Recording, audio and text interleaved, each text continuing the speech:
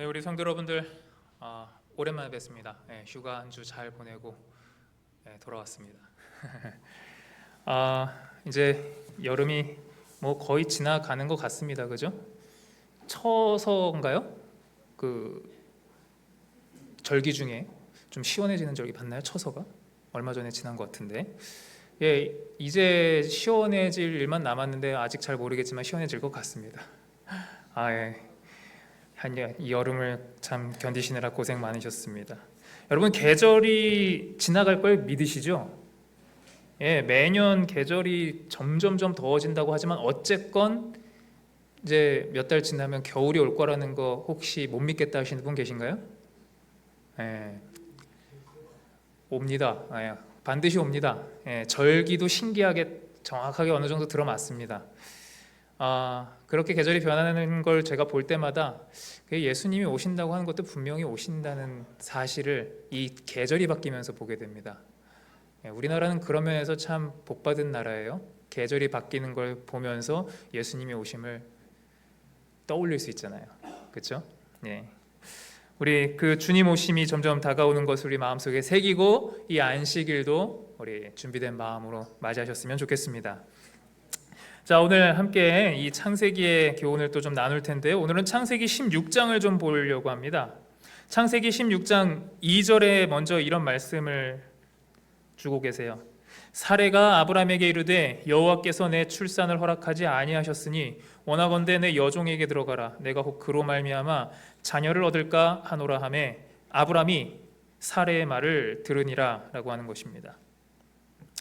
오늘은 시험에 빠진 아브라함, 시험에 빠진 아브라함이라는 소 제목으로 함께 좀 이야기를 나눠보겠습니다.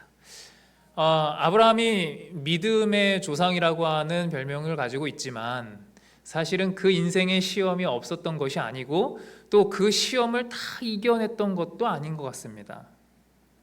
시험에 들어서 거기서 실패한 경험들이 종종 있죠. 그 아내를 누이라고 속였던 것도 그 일 가운데 하나고요.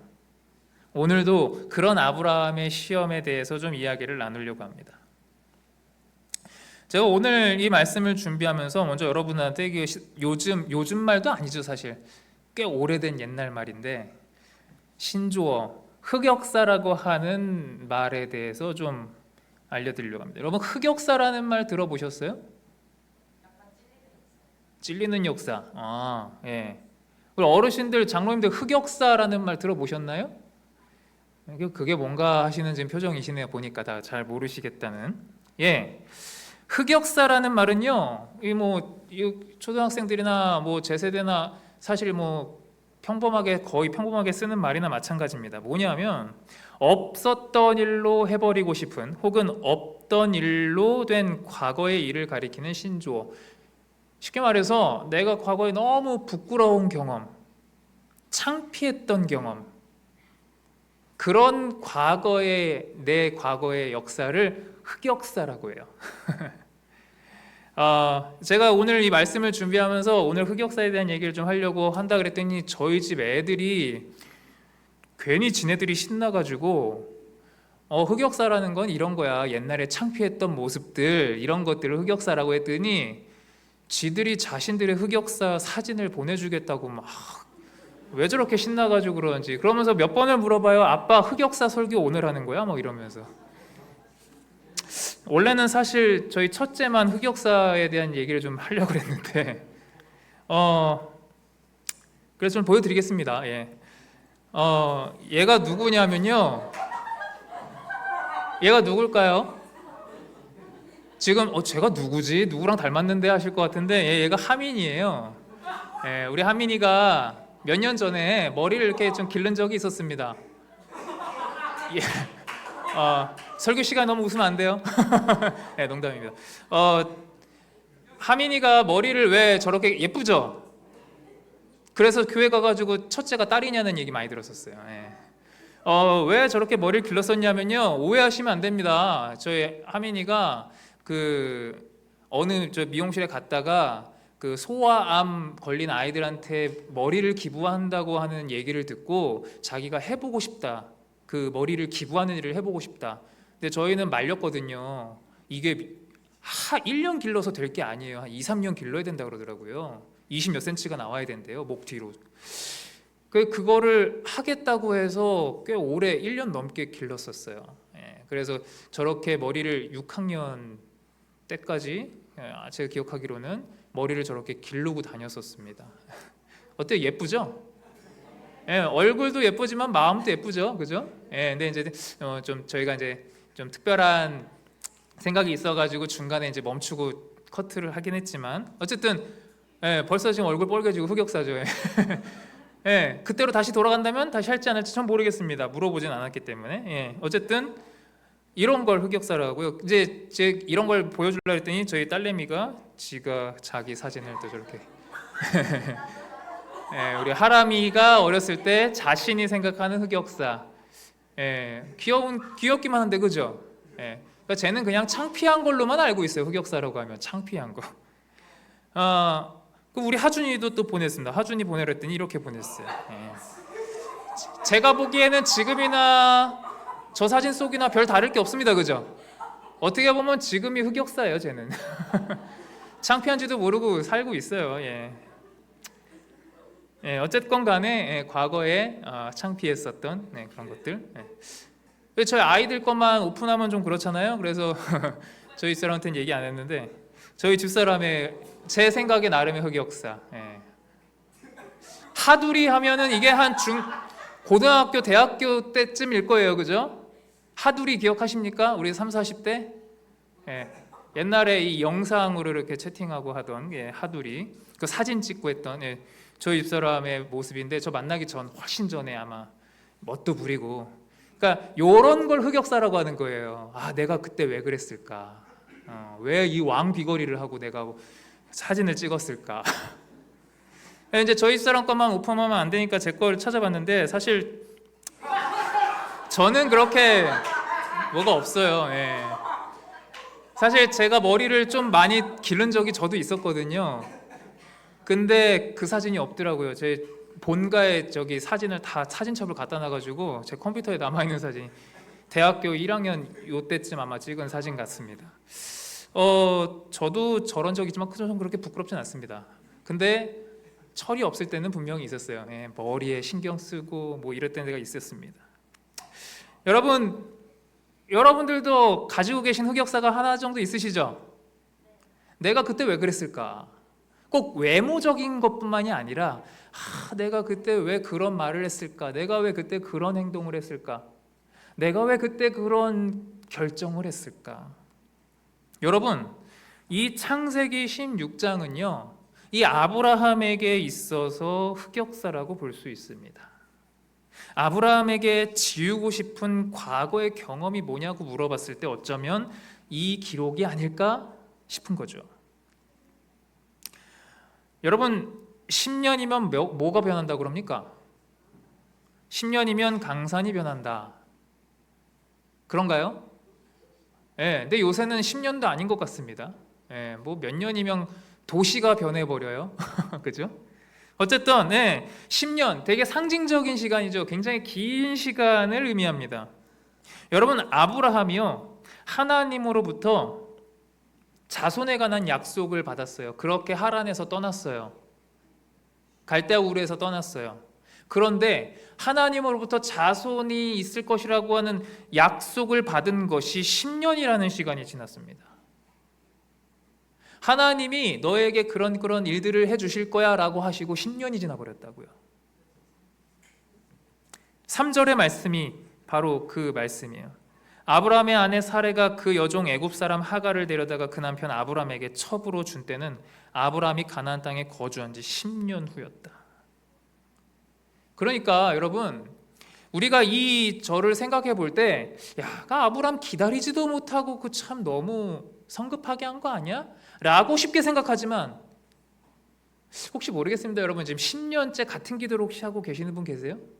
있을 수도 있어서 한번 여쭤봅니다. 10년째 같은 기도. 근데 그 기도가 쉬운 기도예요? 어려운 기도예요? 10년 동안 하나님이 들어주시지 않는 기도의 제목. 그것은 사실 쉬운 거 아니에요. 10년이란 시간 짧은 시간 아닙니다. 여러분, 하란을 떠날 때 아브라함의 나이가 75세라 그랬어요. 그리고 지금 10년이 지났으면 몇 살이란 얘기입니까? 85이에요. 그죠? 적은 나이가 아닙니다. 굉장히 오랜 시간을 자녀가 없이 보내고 있는 겁니다. 분명히 하나님은 약속을 주셨는데, 아브라함의 처지를 여러분 좀 이해하시겠어요? 아브라함은 그런 상황이었단 말이에요. 그래서 이 아브라함이 자신의 아내를 누이라고 속인 그 사건이 있었던 그 애굽, 이집트, 여러분 다 그 내용은 아시죠?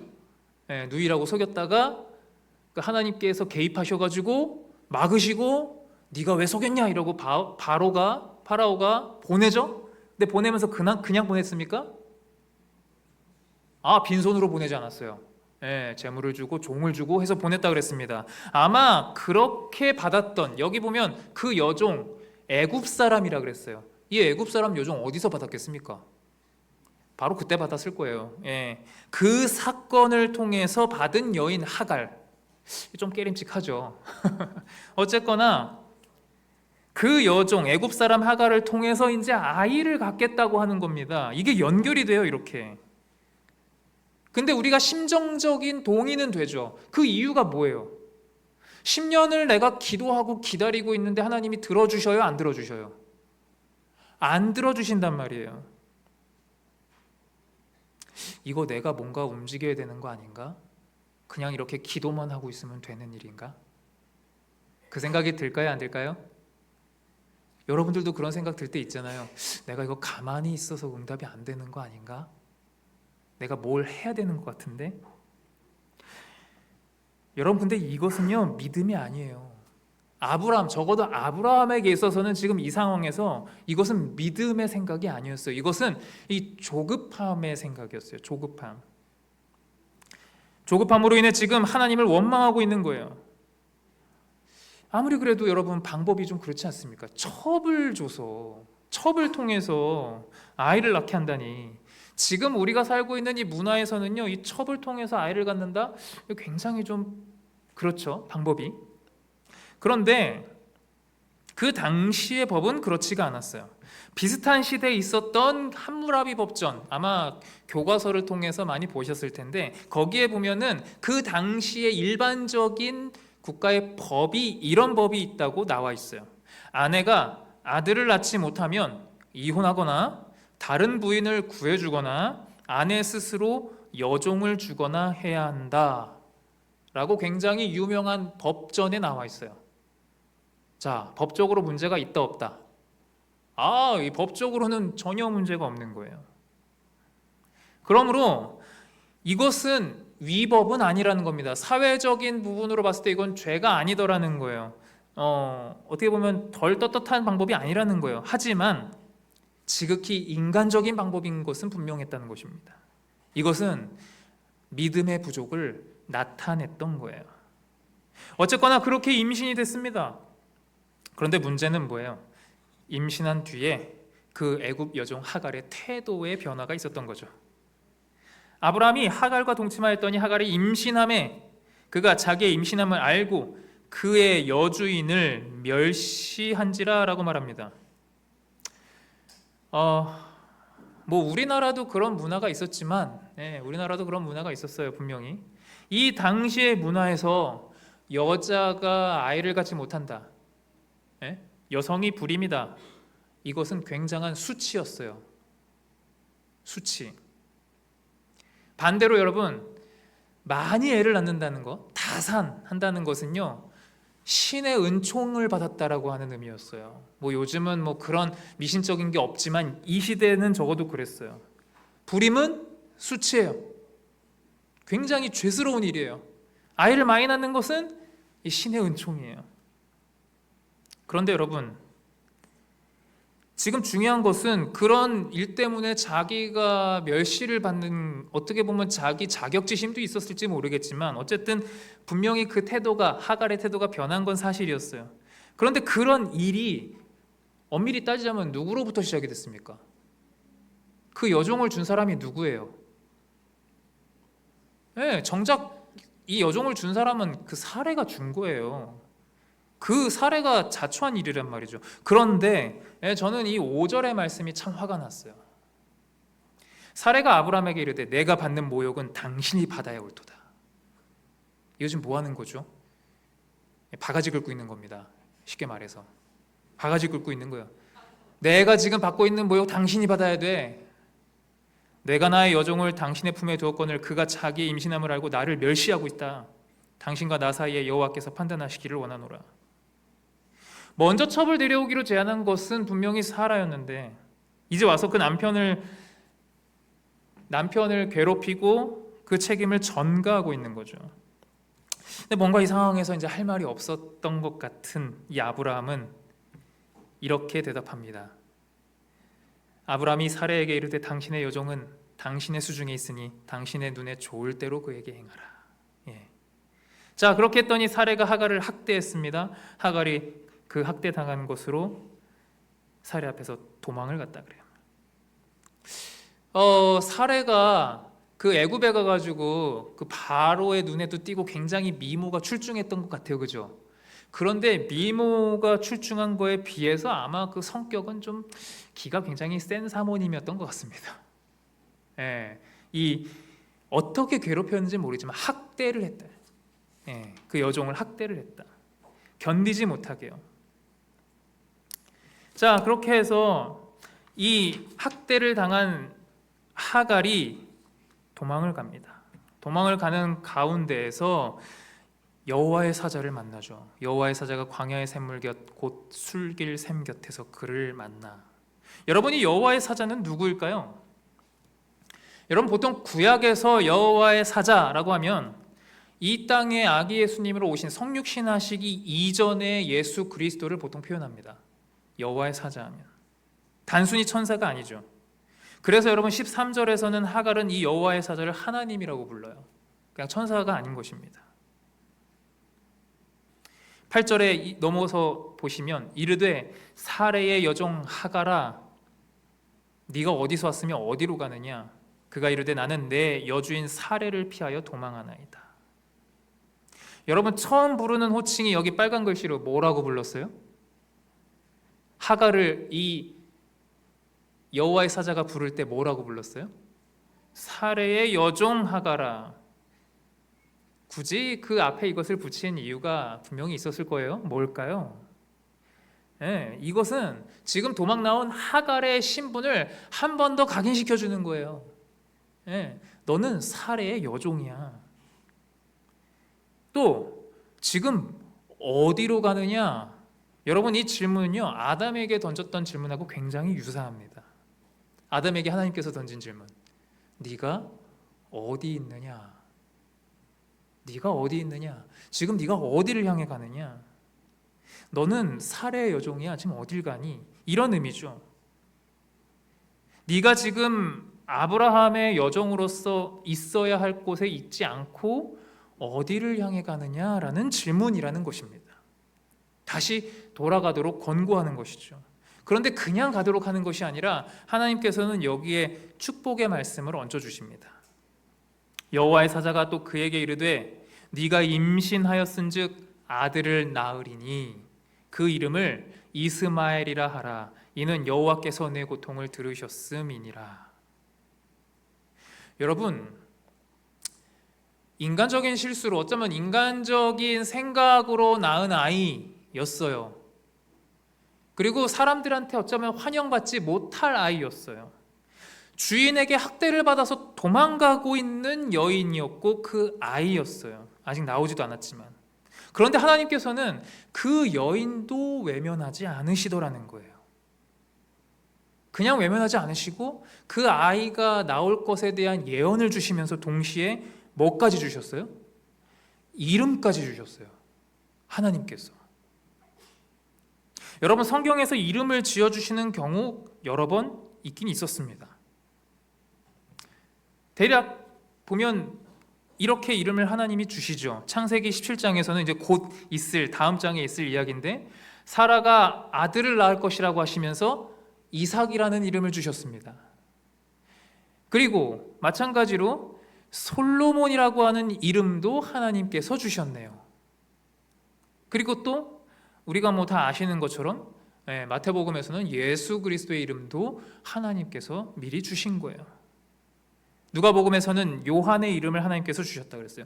여러분 어떻습니까? 그 이름들이 다 아주 훌륭한, 그죠? 성경의 위인들이고 인물들 아닙니까? 그죠? 그런데 여러분 기억하실 것은요, 이 성경 기록 안에서, 적어도 성경 기록 안에서 가장 처음으로 하나님께서 이름을 주신 인물은요, 다른 인물이 아니라 이스마엘이에요. 지금 이 창세기 16장, 이거 굉장히 영광스러운 사건 아닙니까? 하나님께서 그 이름을 주신 첫 번째 아이 이스마엘, 그 이름의 뜻 하나님이 들으신다는 거예요. 이 얼마나 영광스러운 이름입니까? 하나님이 들으신다. 이 얼마나 하나님이 주신 큰 복입니까? 그렇죠? 우리가 이것을 통해서 하나님의 정말 큰 은혜를 경험할 수 있어요. 뭐냐? 이 사건은 분명히 사람의 연약함으로, 인간의 생각으로 일어난 일이에요. 하나님이 뜻하지 않으신 일이란 말이에요. 그렇지만 하나님께서는 그 가운데 일어난 그 사건 속에서도, 그 연약함에 생긴 일에도 하나님께서는 그 개인들에게 복을 주시더라는 거예요. 우리 같으면 말 안 듣고 일어난 일이니 얼마나 밉습니까? 그 자녀들도 얼마나 밉겠습니까? 내 말 안 듣더니 이러면서. 근데 복을 허락하신다는 거예요. 하나님께서는요. 하나님께서는 그렇게 자비가 많으신 분이라는 사실이에요. 우리가 감사할 수 있는 이유인 것이죠. 여러분, 그런데 그 아들 이스마엘의 후손에 관한 예언이 기록이 되는데 조금은 독특해요. 12절, 그가 사람 중에 들나귀같이 되리니 그의 손이 모든 사람을 치겠고 모든 사람의 손이 그를 칠지며 그가 모든 형제와 대항해서 살리라. 굉장히 특이한 예언입니다. 들나귀같이 되겠다. 또 모든 사람에게, 이런 광범위한 단어가 등장하죠. 이 말은요, 이스마엘의 후손들이 앞으로 어떤 모습으로 그 후손들이 살아갈지를 보여주는 것입니다. 들나귀, 모든 민족, 이런 말들은요 결국 뭘 말하는 거냐면 한 지역에 고정되어 있는 민족이 아닐 거라는 얘기예요. 이곳저곳을 돌아다니는 호전적인 민족이 될 것이다. 실제로 이 이스마엘의 후손들이 이어지게 되는 그 후손들의 모습을 살펴보면 대부분 유목 생활을 하는 민족들이었다는 것이 알려져 있습니다. 보통은 유목 생활을 하는, 이렇게 뒤에 저게 집이거든요. 천막 쳐놓고 여기서 좀 지내다가 또 넘어가서 또 사는, 바로 이런 삶을 살게 될 것이라고 하는 것이 이 성경의 예언을 통해서 지금 12절을 통해서 이야기하고 있는 거예요. 또 특별한 단어가 있죠. 그 형제와 대항해서 살 거다. 모든 형제와. 개역 성경에는 모든 형제의 동방에서 살리라 라고 번역이 되어 있습니다. 원어적인 의미는 면전에서 살겠다는 뜻이에요. 지리적으로 가나안 땅과 인접한 유프라테스 근처의 광대한 사막이 그 생활의 터전이 될 것이다 라는 것입니다. 이렇게 하갈은 하나님을 만나고 난 후에 이름하기를 다음과 같이 합니다. 하갈이 자기에게 이르신 여호와의 이름을 나를 살피시는 하나님이라 하였다. 나를 살피시는 하나님. 개인적으로 만난 그 하나님을 감동해서 그렇게 부른 거예요. 다른 말로는 감찰하시는 하나님. 히브리어로는 엘로이. 이것을 경험한 하갈인 것입니다. 개인적으로는 주인에게 학대를 받고 광야로 쫓겨난 정말 어려운 고통스러운 상황에서 만난 하나님이었죠. 그런 모습 가운데 만난 하나님이었지만 하나님의 모습은 어땠어요? 나를 계속 지켜보시고 살펴보시고 감찰해 주시는 분이더라. 나는 버림받지 않았더라 라는 것을 지금 하갈이 깨닫고 고백한 거예요. 하나님의 그 살피시는 하나님의 자비로운 모습을 이 하갈이 본 것입니다. 그런 하나님이 이 여종 하갈을 찾아오고 위로해 주셨던 것이죠. 어려운 때에 우리 성도님들의 삶에 이런 하나님의 자비하심이 있다는 것을 꼭 기억하시길 바랍니다.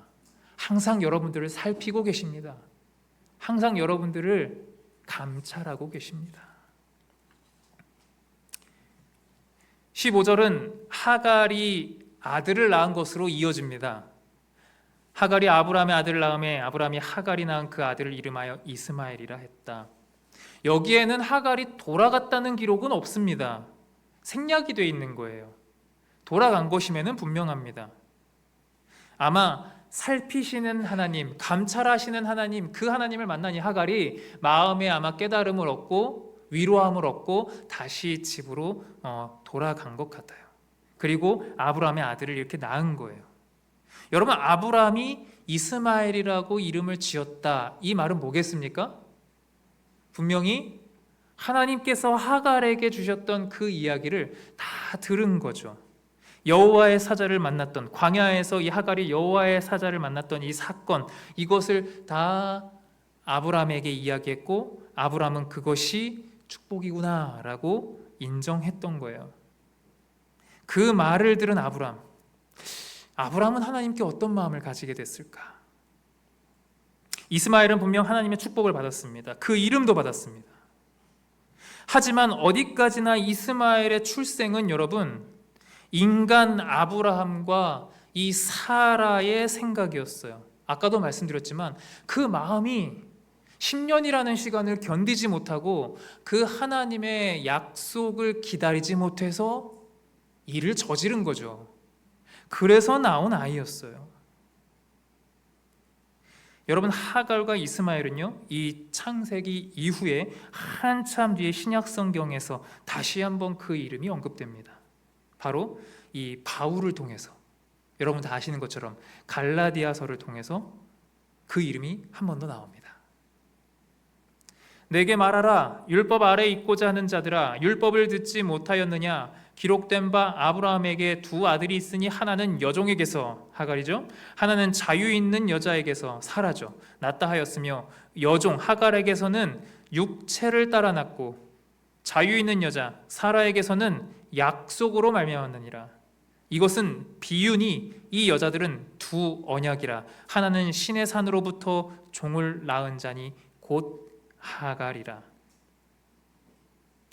여기 이 창세기 16장의 사건 이후로 한참 뒤에 바울을 통해서 이야기를 주시는 것입니다. 여기에 이 바울의 출생을 분명하게 말해요. 하나님의 복이 분명히 있긴 있었지만, 분명 복이 있긴 있었지만 어쨌거나 그 출생은 여기 보니까 빨간 글씨 뭐에 따라 났다는 거예요? 육체를 따라 났다라고 이야기하고 있는 겁니다. 육체를 따라 났다. 그리고 이삭은 뭐로 말미암았다고요? 약속으로 말미암았다. 이 두 가지가 굉장히 대비되는 이야기입니다. 하나는 육체로 말미암고 하나는 믿음으로 말미암았다는 것입니다. 여러분, 우리가 이것을 어떻게 이해해야 할까요? 하나님 분명히 그 아이에 대해서 복을 허락하셨는데, 여러분, 하나님의 약속은 분명해요. 하나님이 우리에게 주신 약속은 분명하다고요. 하나님은 절대 그 약속을 저버리지 않으십니다. 믿으시는가요, 여러분? 예, 하나님 주신 약속이 이루어질 것이라고 하는 것에 대한 믿음이 있으실 겁니다.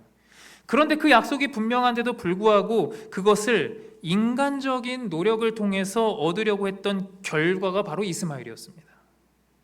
바울은 바로 이 점을 보고 하갈과 이스마엘은 하나님의 약속인 예수 그리스도를 믿지 않고 자기 스스로가 구원을 이루려고 했던 사람들을 나타낸다고 기록한 거예요. 비유한 거죠. 여러분, 우리는 다 하나님의 약속을 받은 자녀들입니다. 예수님께서 우리의 삶 가운데 모든 문제를 다 해결해 주시겠다고 약속을 받은 사람들이에요. 우리의 모든 짐을 다 맡기라고, 내려놓으라고 약속을 받은 사람들이에요. 그런데 우리는 그럼에도 불구하고 내가 뭔가를 좀 해야 내 마음이 편할 때가 있습니다. 내가 뭔가 노력을 해야, 그래야 내가 좀 마음이 편할 것 같은, 하늘나라 가는데 내가 좀 일조해야 될 것만 같은 일들이 있다는 거예요. 그렇지 않나요? 그런 생각과 그런 믿음을 한다면 그것은 육체에 따라 이 이스마엘의 부류에 우리가 속하려고 하는 것과 같아요. 여러분, 아브라함은 이런 흑역사의 기간을 거치면서 믿음의 조상의 과정을 밟았습니다. 여기 좀 긴 말씀이지만 제가 이 말씀을 좀 읽겠습니다. 아브라함과 사라가 이스마엘을 낳게 하였던 모든 불신의 계획을 완전히 청산하고 오직 믿음 위에 서고 하나님의 말씀만을 의존했을 때에 약속의 자녀인 이삭을 낳았다. 아브라함이 사라의 말을 들었을 때에는 완전히 하나님의 말씀을 따르는 노선과 참된 믿음에서 벗어났었지만 이제 오직 말씀과 참된 믿음으로 돌아왔었기 때문에 하나의 시험을 통과해야만 비로소 그의 믿음을 의로 여기신다고 분명히 말씀하실 수 있다. 이 내용이 어려운데 여러분, 결국 이 아브라함은요, 이 이후에 또 기다림의 시간이 필요했습니다. 이삭을 낳기까지 10년? 아니, 그 이상의 시간을 더 기다려야 됐어요. 그렇죠? 85세에 이스마엘을 낳고 100세가 다 돼가지고 이삭을 낳잖아요. 그럼 그 시간의 갭 차이가 얼마나 됩니까? 15년, 14년이에요. 그러니까 이미가 아니라 그 시간이 더 필요했던 것입니다. 여러분, 아브라함은 우리에게 자신의 경험을 통해서 이 영적인 경험을 우리에게 보여주는 것입니다. 분명히 우리는 약속을 가지고 사는데 불안할 때가 많죠. 시간이 지나다 보면 내가 이 기도를 계속해야 되는지, 아니면 내가 기도의 제목을 바꿔야 되는지, 아니면 내가 뭔가를 해야 되는지, 우리는 말씀 가운데 그런 확신이 없을 때 이게 헷갈립니다. 그렇죠? 이렇게 기도해야 되는지 저렇게 기도해야 되는지. 근데 분명한 사실은요, 우리가 내 힘으로 뭔가를 이루어 나가려고 하는 삶을 살 때는 그 신앙은 참 피곤하다는 것입니다. 신앙생활이 얼마나 지루하고 피곤해지는지 몰라요. 우리 재림교회의 신앙은 특히 더 그렇지 않습니까? 하지 말아야 할 것들이 얼마나 많습니까? 내 믿음을 지키기 위해서 하지 말아야 될 것이 얼마나 많냐고요. 안식일에 하면 안 되는 거. 그런 것들이 우리의 신앙을 어쩌면 참 힘들게 만드는 것 같아요. 내 힘으로, 내 의지로, 나의 힘으로, 자기 힘으로 살아가게 만드는 것. 하지만 우리의 진정한 믿음은 믿음 가운데서 이루어져야 한다는 사실을 기억하셔야 되는 것입니다. 생애의 빛에 있는 이 말씀을 오늘 마지막으로 좀 나누려고 합니다. 많은 사람은 일의 어떤 부분은 스스로의 힘으로만 해야 한다는 생각을 가지고 있다. 그들은 그리스도께서 그들의 죄를 용서해 주신다는 점을 확실히 믿는다. 하지만 그들 자신의 힘으로 의롭게 살고자 노력한다. 그들은 분명히 실패한다. 예수께서는 나를 떠나서는 너희가 아무것도 할 수 없음이라 라고 말씀하신다. 여러분, 참 열심히 살고 계시죠? 얼마나 열심히 살고 계시겠습니까? 그죠? 우리의 믿음을 지키기 위해서, 우리의 믿음을 세우기 위해서, 때로는 하나님을 기쁘게 하시기 위해서 얼마나 열심히 살고 계십니까? 근데 혹시 그것이 여기 나온 것처럼 내 힘으로, 스스로의 힘으로 살아가고 있지는 않죠. 그것은 육체를 따라 살아가는 삶인 것입니다. 그 결과는 안타깝지만 이스마엘이라고 하는 결과와 같은 거예요. 우리는 믿음 안에서, 예수 그리스도를 믿음 안에서 우리의 모든 믿음의 생활을 이루어 나가야 될 것입니다. 우리 하나님의 변함없는 그 약속, 특별히 예수 그리스도를 붙잡는 믿음을 통해서 우리의 믿음 생활이 더 승리의 경험과 기쁨의 경험이 되기를 간절히 바랍니다. 이스마엘의 그 약속이 아니라 바로 이삭에게 약속된 그 믿음, 그것을 통해서 주시는 신앙의 자유와 기쁨을 우리 모두가 꼭 맛보게 되기를 주님의 이름으로 소망하며 오늘 말씀을 마치겠습니다.